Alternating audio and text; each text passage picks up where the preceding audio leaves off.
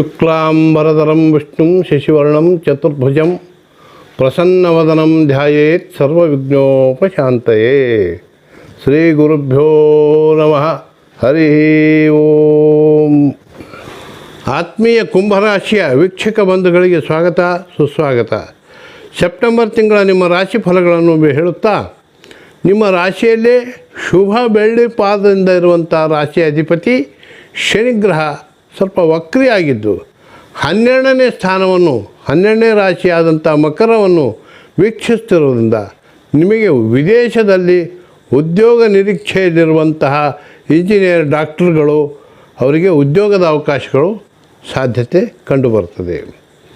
ದ್ವಿತೀಯದಲ್ಲಿರುವ ರಾಹುವಿನಿಂದ ಆಗಾಗ್ಗೆ ಶೀತಬಾಧೆ ಸುಸ್ತು ಬರುವುದರಿಂದ ಶ್ರೀ ಆಂಜನೇಯ ಸ್ವಾಮಿಗೆ 2 ಶನಿವಾರ ಉದ್ದು ದಾನ ಕೊಡಿರಿ ಮತ್ತು ಶುಭವಾಗುತ್ತದೆ. ಇನ್ನು 4ನೇ ಒಂದು ಸ್ಥಾನದಲ್ಲಿರುವಂತಹ ಧನಾಧಿಪತಿ ಗುರುವಿನಿಂದ ನಿಮಗೆ ಧನಲಾಭ ಪ್ರಾಪ್ತಿ ಇದ್ದು ಮನೆ ಭೂಮಿ ಖರೀದಿ ಯೋಗ ಕೂಡ ಇರುತ್ತದೆ. ಮತ್ತು ಪಂಚಮದಲ್ಲಿರುವಂಥ ಮಂಗಳ ಗ್ರಹದಿಂದ ಮಧ್ಯಮ ಫಲವಿದ್ದು ಶ್ರೀ ಲಕ್ಷ್ಮೀ ನರಸಿಂಹದೇವರಲ್ಲಿ ಪೂಜೆ ಸಲ್ಲಿಸಿರಿ, ಶುಭವಾಗುತ್ತದೆ. ಸಪ್ತಮದಲ್ಲಿರುವಂಥ ರವಿ ಬುಧರಿಂದ ನಿಮಗೆ ಶುಭವಾಗುತ್ತದೆ. ಶುಕ್ರ ಹಾಗೂ ಕೇತು ಗ್ರಹಗಳು ಅಷ್ಟಮದಲ್ಲಿದ್ದರೂ ಕೂಡ ನಿಮಗೆ ದೇವಿ ಕೃಪಾ ಇರುತ್ತದೆ.